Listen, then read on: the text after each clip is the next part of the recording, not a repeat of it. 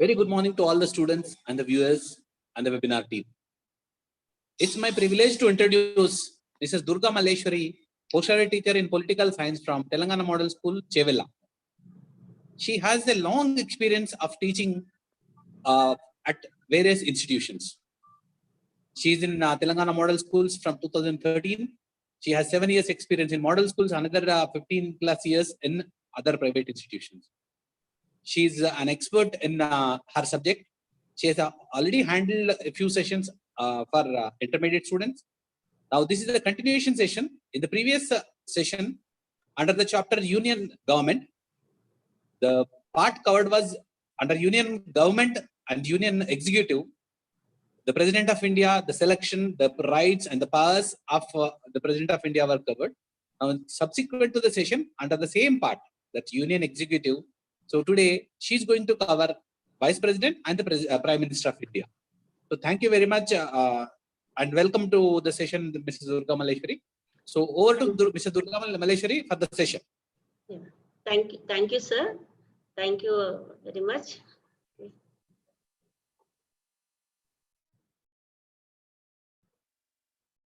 Good morning, one and all.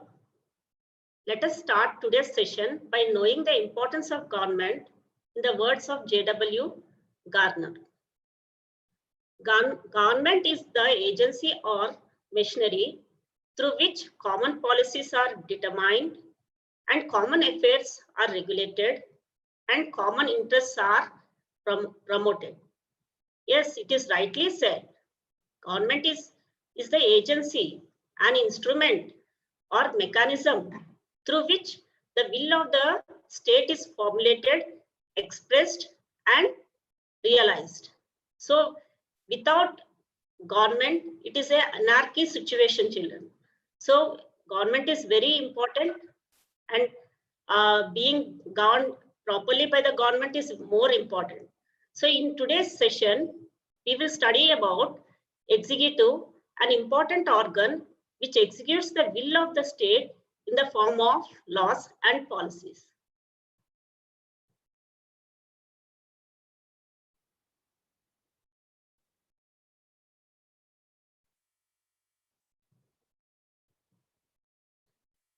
Today's session topic is from chapter 3, Union Government. In this chapter, we shall learn about Union Executive Part 2.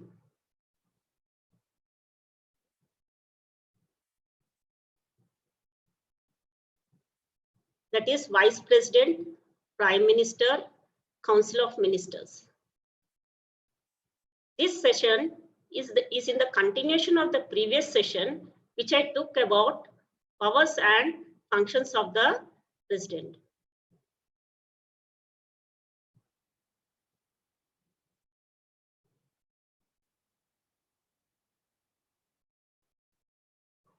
Children, in today's session is going to be a very interesting session where we will come to a complete understanding about Union Executive.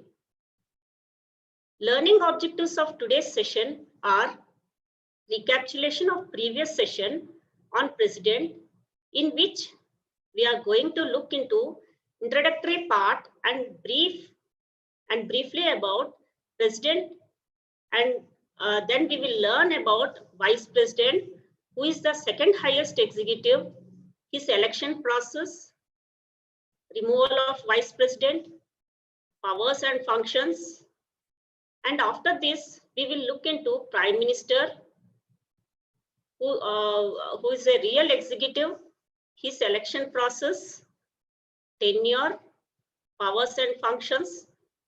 And finally, we will briefly look into Council of Ministers, their composition, powers and functions, collective responsibility.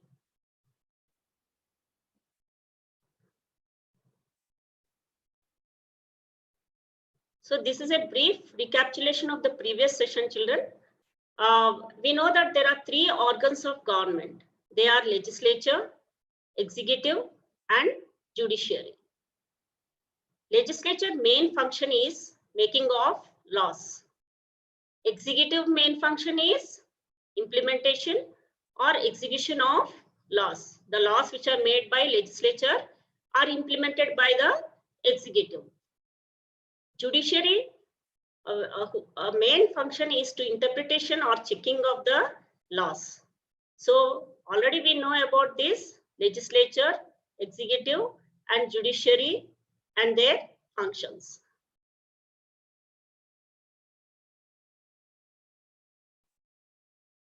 As Indian government is federal in nature, we have 3 levels of government. So what are the 3 levels of government, children? Central government. Under central government, we have state governments. State government, we also have local self-governments in the form of village panchayats, mandal parishads, and municipalities and municipal corporations. So these are the 3 levels of government. Here we will look into the structure of central or union government. So already we have dealt in the previous session. So in our constitution part 5, articles 52 to 161 deals with union government. Union government governs through 3 organs. What are the 3 organs, children? Union legislature, which is also called as parliament, makes laws for the whole country. Union executive, which implements and executes the laws and makes policies for the whole country. Union judiciary checks the constitutional validity of laws and policies made by legislature and executive. So children, union government governs through 3 organs. These are union legislature, union executive, and union judiciary.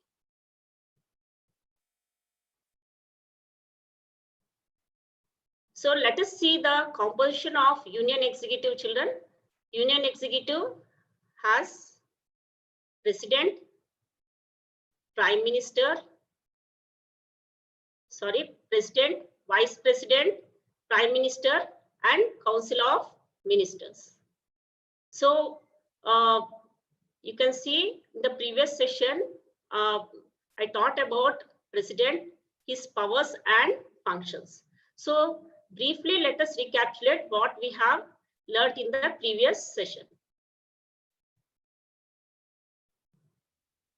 In the previous session, we covered various topics about the president, who is the first executive. Constitutionally, we have adopted parliamentary form of government.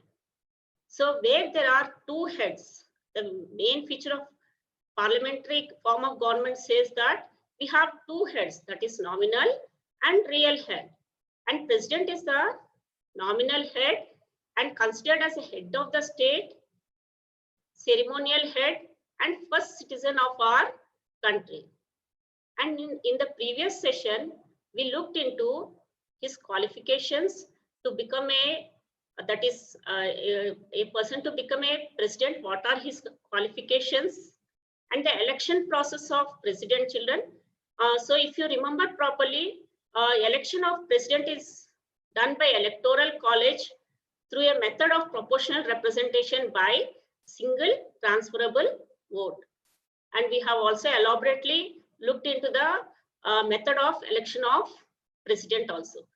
So, and we also looked into the removal of president. The president can be removed from the office through impeachment resolution. And we also studied about the ordinary powers of president and emergency powers of president. So this is about the previous session, which I took on powers and functions of president. Now let us continue our session with vice president, who is the second highest executive of our country.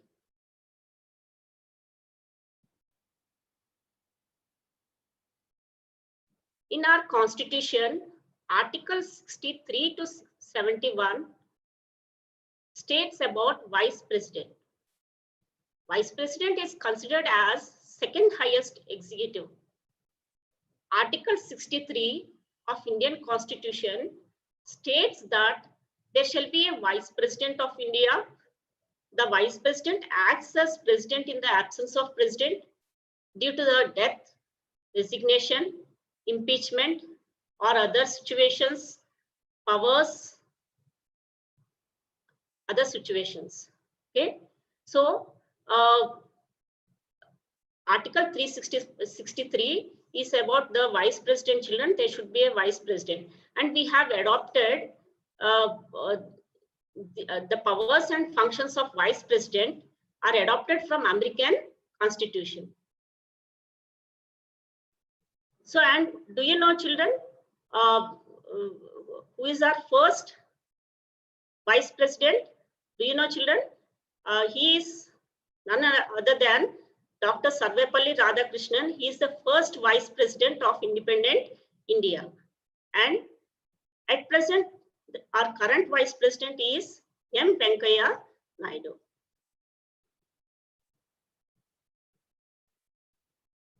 Now, let us know about qualification of a person to become Vice President. He shall be a citizen of India. He shall have completed 35 years of age. He should be a member of Lok Sabha or Rajya Sabha.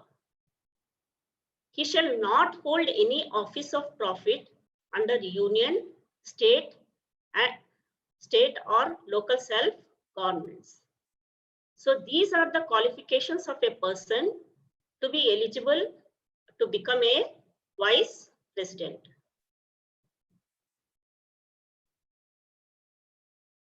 Now let us look into the process of election of Vice President, children.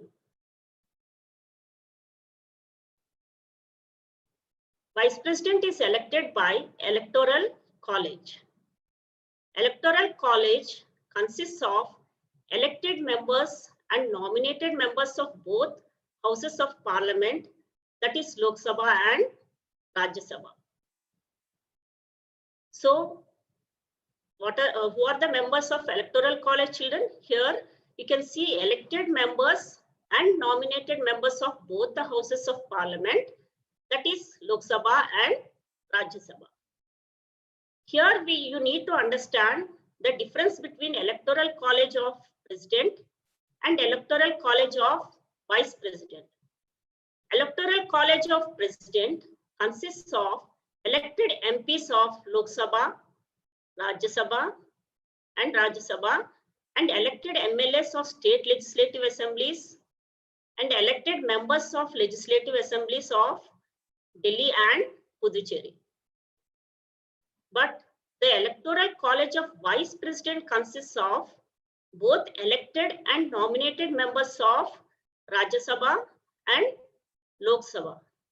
So here one point you have to understand, children, nominated members do not elect president, but elect the vice president. So clearly in the previous session also I told you nominated members do not participate in the election of president.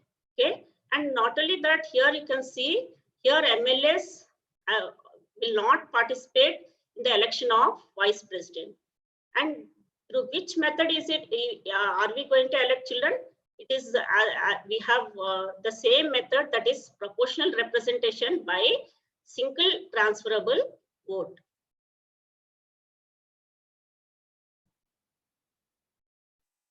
So method of election is indirect election by proportional representation by single transferable vote. So what is this proportional representation? Let us understand, children. The MPs of Lok Sabha and Rajya Sabha, they represent proportionally the eligible voters, and we can find the value of this.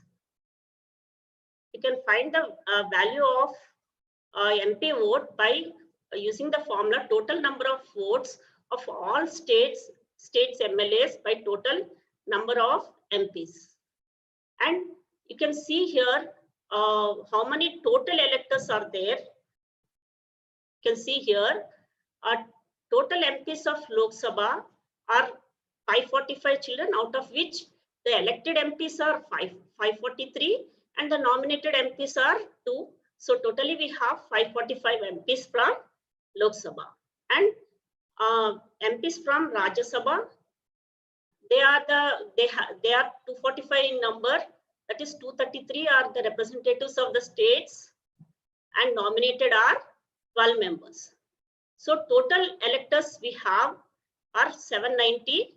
Okay, and you can see that for a person, that is for a candidate to win the election, he needs to secure quota.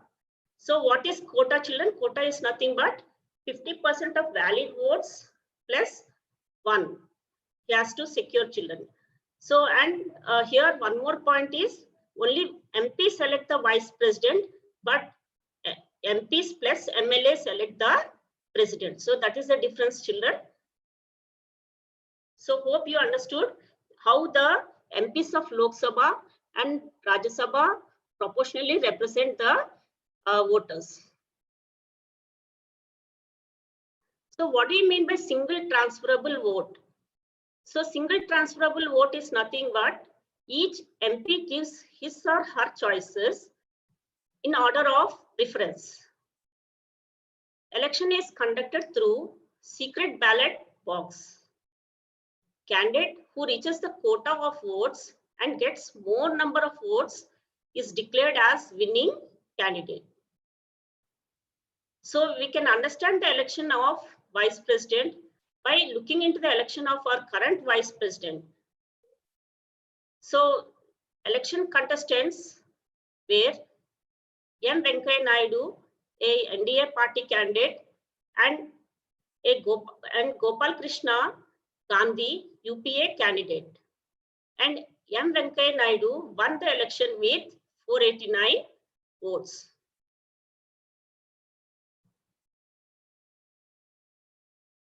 So,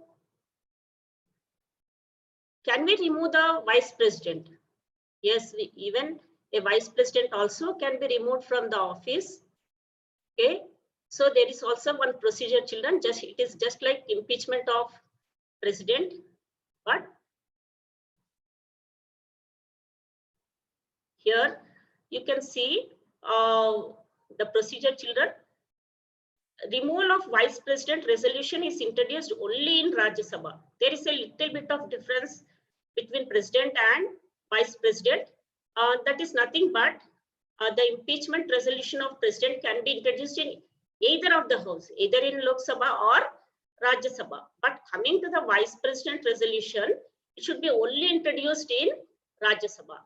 And you can see with 14 days prior notice, and it should be signed by 1/4 members. And if resolution is passed with 2/3 majority, it is sent to Lok Sabha. And once again, here they appoint the investigation committee, and vice president can prove his innocence here. And if charges are proved and passed by 2/3 majority in Lok Sabha, then vice president is removed from the office. So this is the process of removal of vice president. It is almost like an impeachment resolution of president.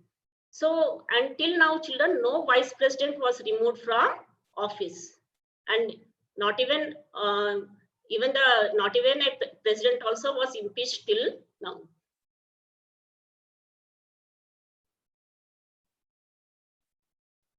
So let us look into the powers and functions of vice president. Vice president is the ex officio chairman of Rajya Sabha. So he is the chairman of Rajya Sabha, children, and he presides over the meetings of Rajya Sabha.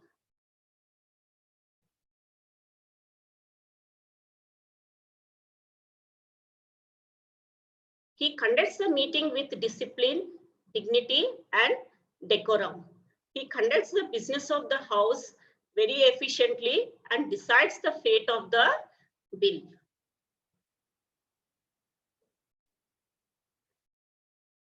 Vice President acts as president for a period not exceeding 6 months. So when does vice president act as president, children? There are three situations in which the vice president acts as president.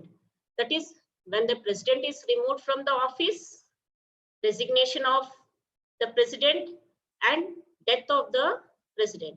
So in this situation, vice president acts as a president for a period not exceeding 6 months.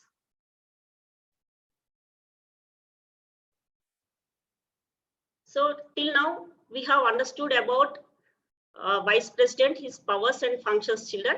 Now let us learn about prime minister, who is the real executive of our country, and what are his powers and functions.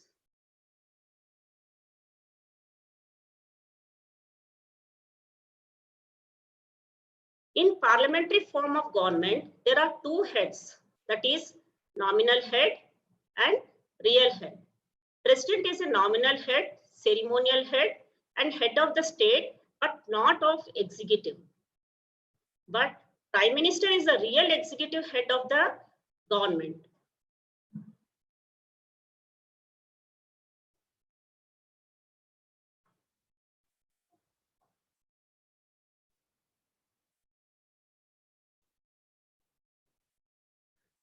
Prime Minister is the real executive head of the government, and he is the political head of the government. And he is a de facto, that is a real sovereign, children. Real sovereign means the real power vests in the Prime Minister. And Article 74 of Constitution elaborates about Prime Minister.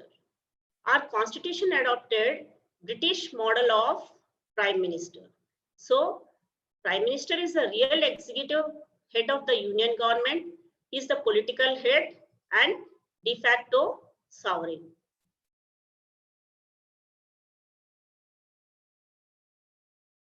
Who becomes Prime Minister? Let us see, children. So usually the leader of majority party is appointed as Prime Minister by the President. But if it is a coalition government, Prime Minister candidates depends on the political understanding. So here we can clearly understand why Narendra Modi became President.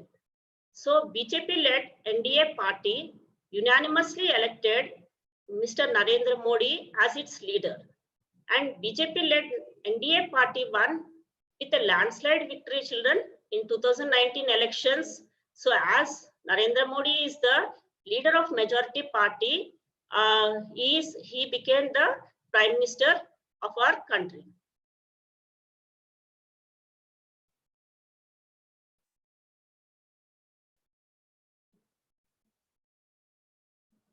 So let us look into the qualifications to become Prime Minister.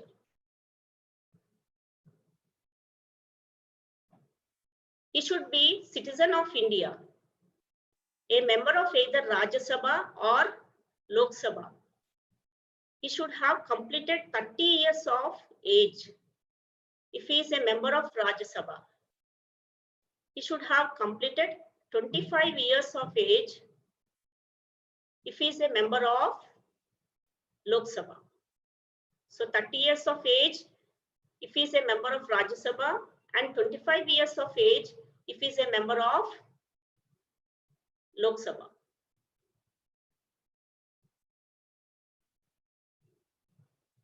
Usually the term of Prime Minister is 5 years, that is the term of Lok Sabha. So what will be the tenure of the Prime Minister, children? His term is usually 5 years, that is the term of Lok Sabha. And he serves during the pleasure and faith of the President. But in reality, he serves as long as he has a majority support in Lok Sabha. And once a no confidence motion is passed, Prime Minister along with Council of Ministers has to resign. So what is a no confidence motion, children? A no confidence motion is a parliamentary floor test that demonstrates to the ruling government that that the elected parliament no longer has confidence in them. So a no confidence motion is passed by the opposition children, that we have lost faith in the government, and if the no confidence motion is passed with the 50%, that is a majority, then the ruling government has to step down.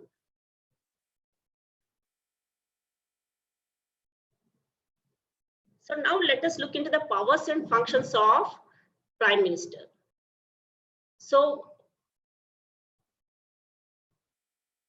Prime Minister is the leader of Union Cabinet.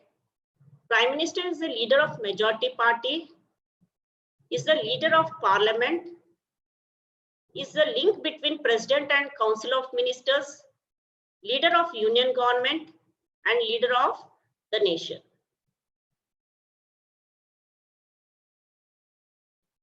So now let us look elaborately into this powers and functions, children. Prime Minister is the leader of Union Cabinet. He selects the Union Council of Ministers from his party. He can include or dismiss. He can include and dismiss any person in the Council of Ministers. Can change ministers' portfolios, and he presides over the cabinet meetings.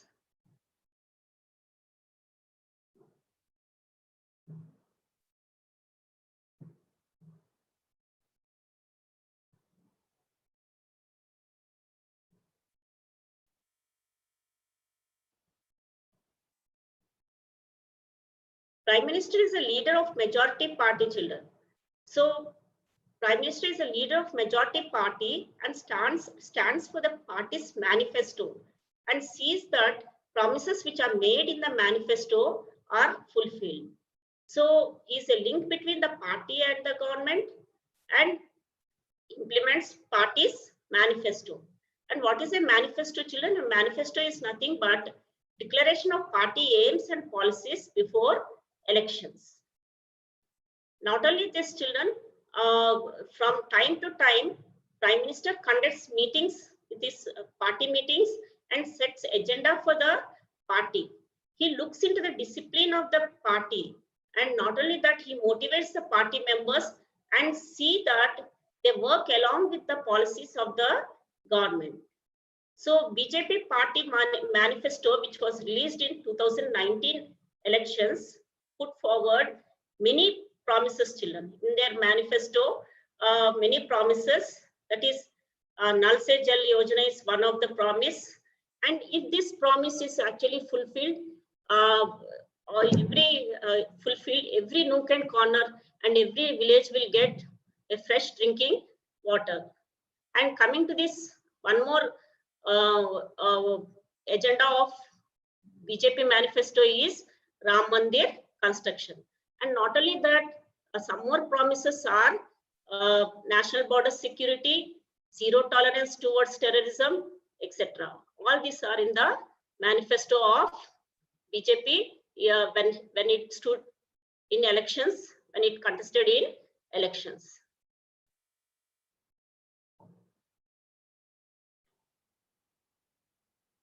Prime Minister is the leader of Parliament, children. So as the head of the government, Prime Minister announces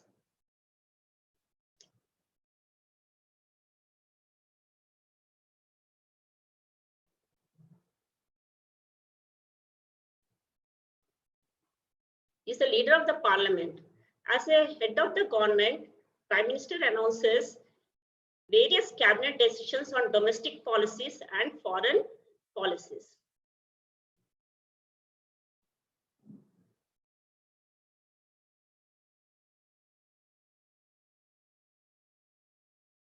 So here are some of the bills which are introduced in 2019. That is Jammu and Kashmir Reorganization Bill. The bill was introduced on August 5th by Minister of Home Affairs, Amit Shah, in 2019. It aimed to reorganize the state of Jammu and Kashmir into Union Territory of India by revoking Article 370 in the state. After the bill, all the provisions of the constitutions are amended from time to time.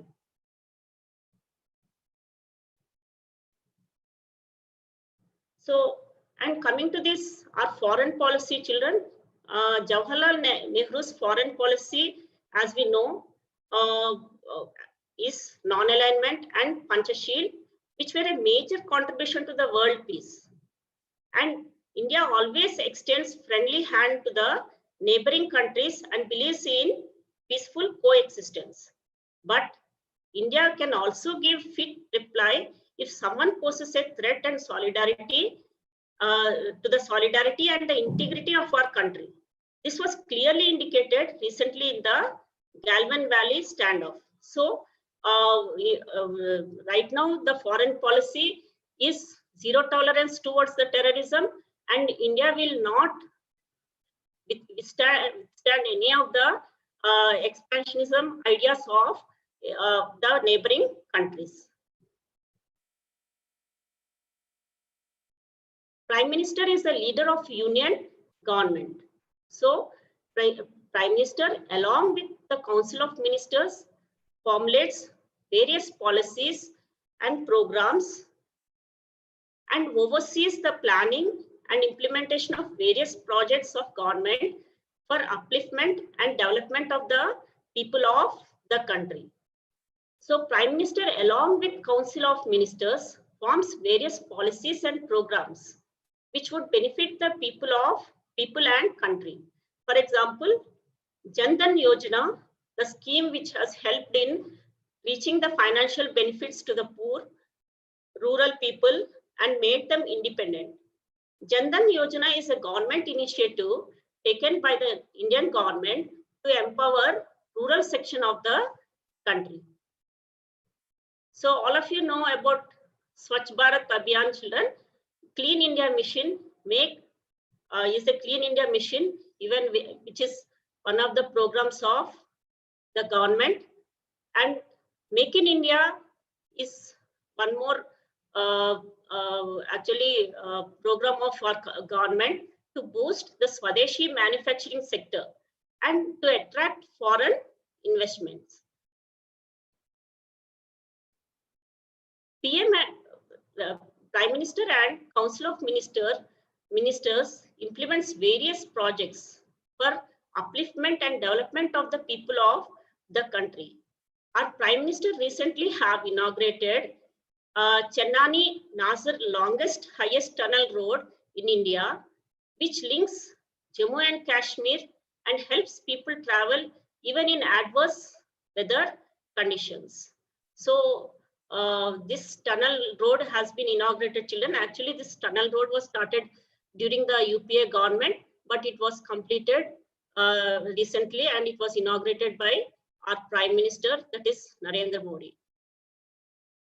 And some more projects are like Sagarmala project, which is launched, which aims at development of ports along the 7,500 coastal length, which would boost exports and imports trade. And apart from this, there are some other projects, children, going on, that like Bharatmala project, which connects the all the places with the roads, etc. All these are the projects which are launched for development of our country.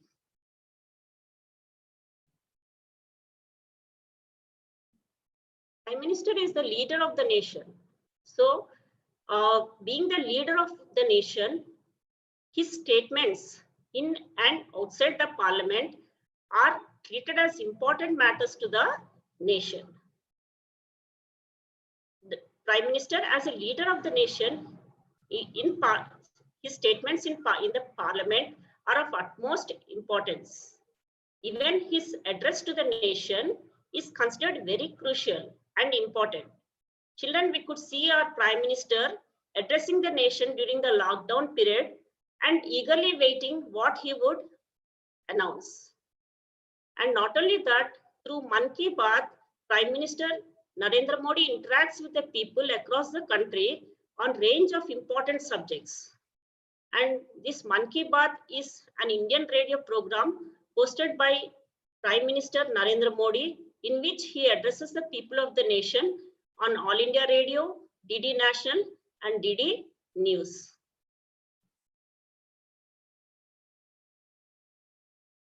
Prime Minister represents the nation while touring foreign countries and while making treaties. So Prime Minister represents the nation, children, while touring the foreign countries and while making bilateral treaties. He represents our nation in various summits like SAARC, BRICS, Commonwealth, etc.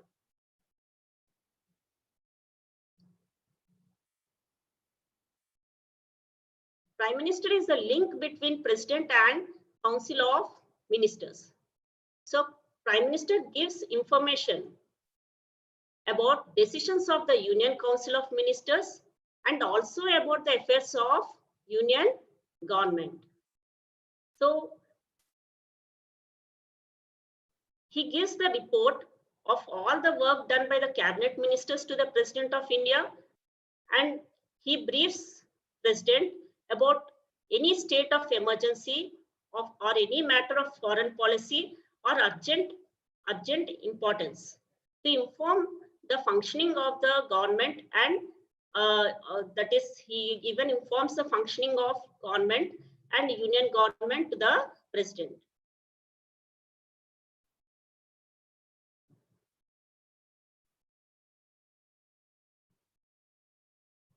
So now let us look into the Union Council of Ministers, children, their powers and functions.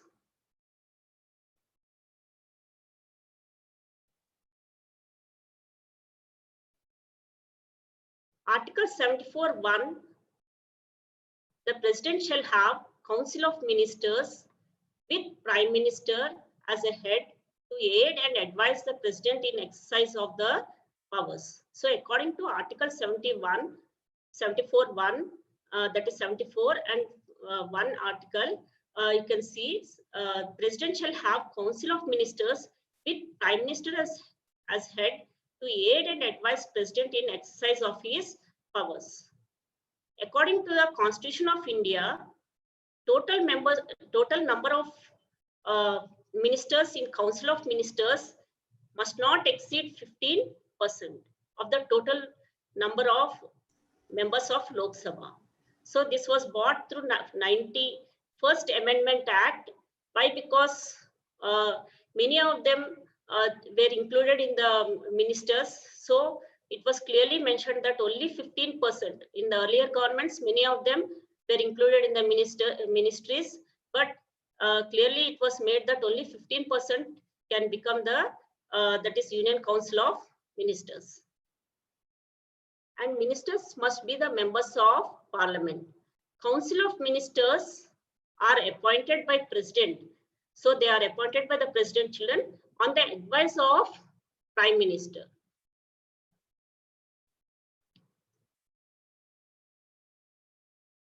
So let us see what is the composition of Union Council of Ministers. India has 3-tier ministry consisting cabinet ministers.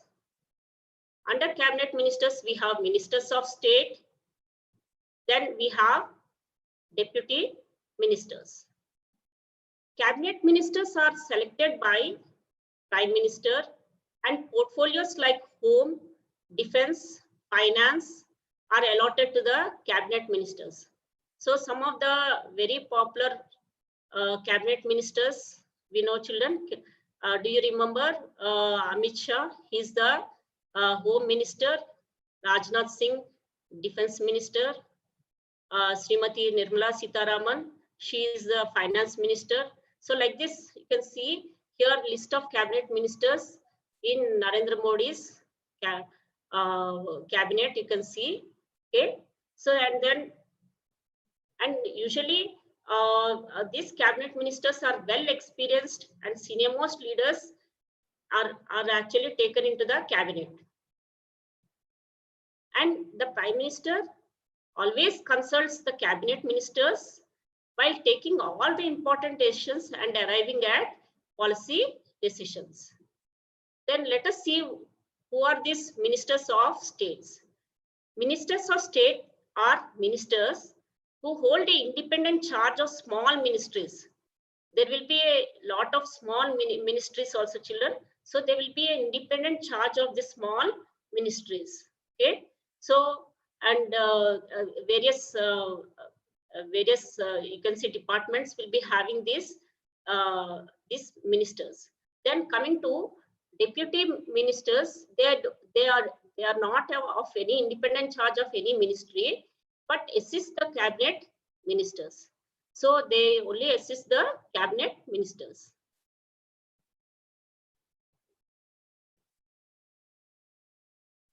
So let us look into the qualifications and tenure.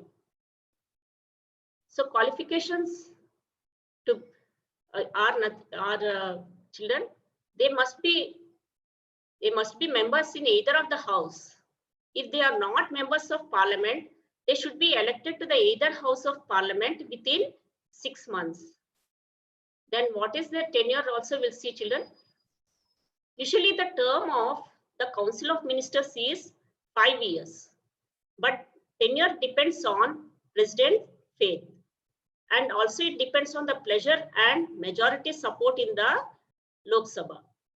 Prime Minister can include or remove any minister. So Prime Minister has full power either to include or dismiss any minister, children. So you can see every time the Prime Minister reshuffles his cabinet, he keeps on changing, he brings some people into the cabinet, and he even expands. Sometimes he may reduce the cabinet. We can see all this. Okay. So now let us see what are the powers and functions of Council of Ministers. So the powers and functions of Council of Ministers, children, the major function of this Council of Ministers is policy formulation of union government.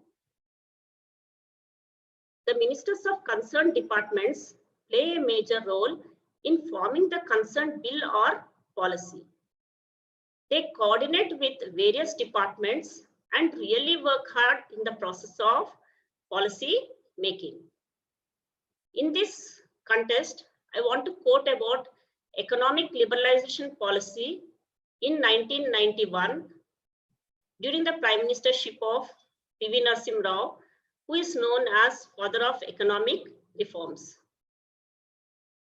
Do you know, children, Mr. Manmohan Singh, who was the finance minister, was the backbone of this economic policy. So these cabinet ministers or the council of ministers are the backbone of policy making. Even coming to the new education policy, which was approved and announced by our prime minister, had been formulated by MHRD, that is Ministry of Human Resource Development and Education Ministry together. And new education policy 2020 is a very good move to enroll children from 3 years to 18 years to provide skillful education. So here the policy formulation is not done only by the prime minister, but cabinet ministers and the ministers of various departments play a very important role in policy formation of the union government.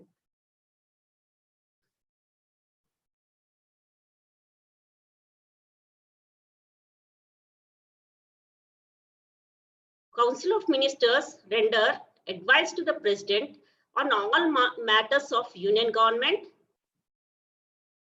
and the President signs the bill only on the advice of Council of Ministers.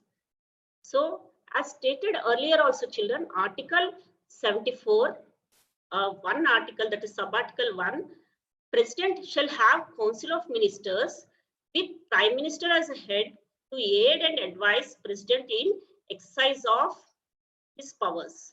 It is the responsibility of the union ministers to brief the pros and cons of the bill and give valuable suggestions to the President. The President just is not alone, children. He has to be always guided by the Prime Minister and his Council of Ministers. President signs the bill only on the advice of Council of Ministers.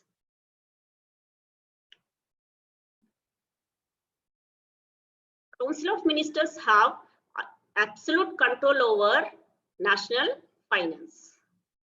Annual budget, which is actually placed in the Lok Sabha children, is carefully prepared by Finance Minister on consultations with various departments. After careful consideration and discussion only, the budget is placed in Lok Sabha. And not only that, children, proposals for taxes or expenditures are made by cabinet.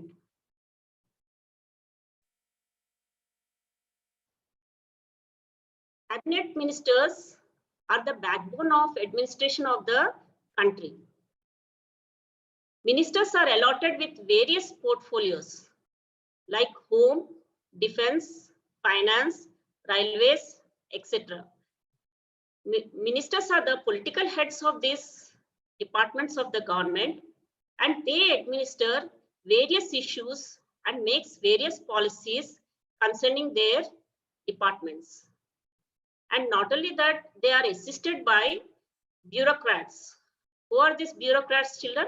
IAS and IPS officers. So overall, indirectly, this Council of Ministers actually they administer their departments, and these departments are the part of Indian governance. And you can see that the administration is actually done by the overall administration of the country is done by the these ministers, that is cabinet ministers and the ministers, that is Council of Ministers.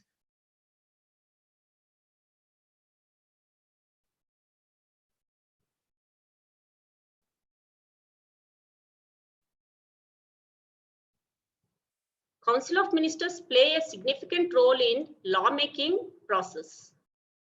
Bill proposal is made by the concerned ministry and placed before the Parliament. So the bill, actually the concerned ministry, whatever bill he wants, he actually works out with the say bureaucrats, and finally he drafts the bill, children, and this bill proposal is made from the various departments, and they are placed before the Parliament for approval. So do you know, children, in this monsoon session, that is total of 47 items, including 45 bills and 2 financial items have been proposed by different ministries for being taken up during the monsoon session 2020, which began on 14th September. That is actually this monsoon session is going on, children. Totally, you can see there are 47 bills to be approved by the Parliament. So they are taken up by the different ministries. So you can understand how the bills, how many number of bills the Parliament will be passing in during the each and every session.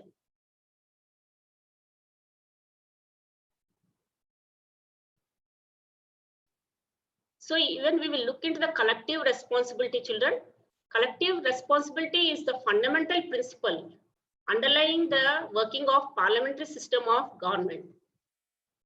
Is the principle of is nothing but the fundamental principle of the parliamentary system government is collective responsibility. Article 75 clearly states that Council of Ministers is collectively responsible to the Lok Sabha. This means that all the ministers own joint responsibility to the Lok Sabha for their acts and deeds. What does it mean, children? So the minister is responsible for whatever happens in his ministry. He cannot say that I don't know, I am unaware of all these things. So he's collectively responsible for his deeds. Okay, and not only that, all the ministers actually they either swim or sink together. So when the Lok Sabha passes a no confidence motion, children, against the Council of Ministers, all the ministers have to resign. So collective responsibility is one of the features which makes the executive answerable to the legislature. So which is a very important feature, children. Actually, legislature checks the executive for the decisions, policies decisions, or what all acts, everything, and it is a actually it is a watchdog of what all policies are taken by the executives, and they are answerable. And mainly the opposition actually tries to question the ruling government regarding acts and policies.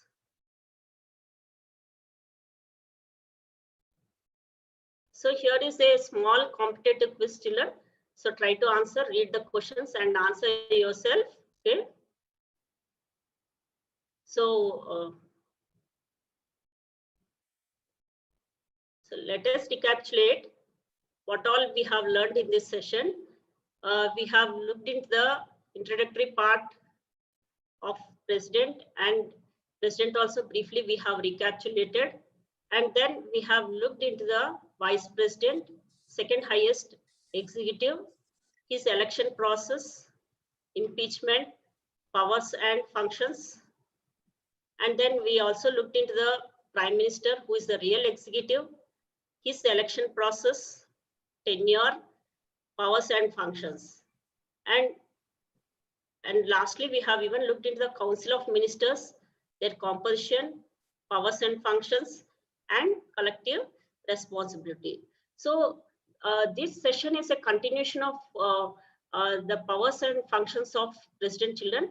Both the sessions actually give you the complete understanding of Union Executive. So did you understand, children, how important is our executive, and how the policies are formed, and how it implements the various acts? All of you could have got the idea.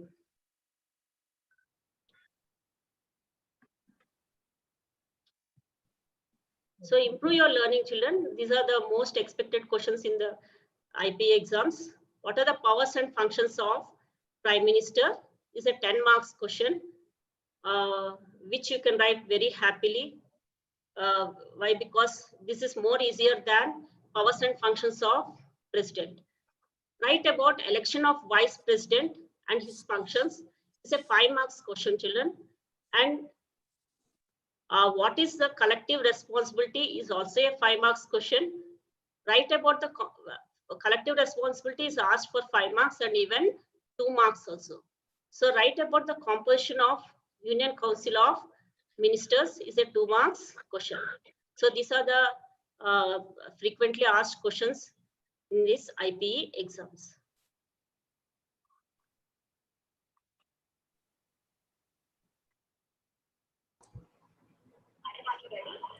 I thank all the webinar team and all of you for giving me this opportunity. Thank you all. Yeah. Durga Malleshwari, it was a wonderful session. So you covered the entire content about the Union Executive, and certainly all the students must be keen to watch your next session on judiciary also. So Yes, it was a wonderful session. Thank you for the presentation and the explanation. Okay, sir. Thank you, sir.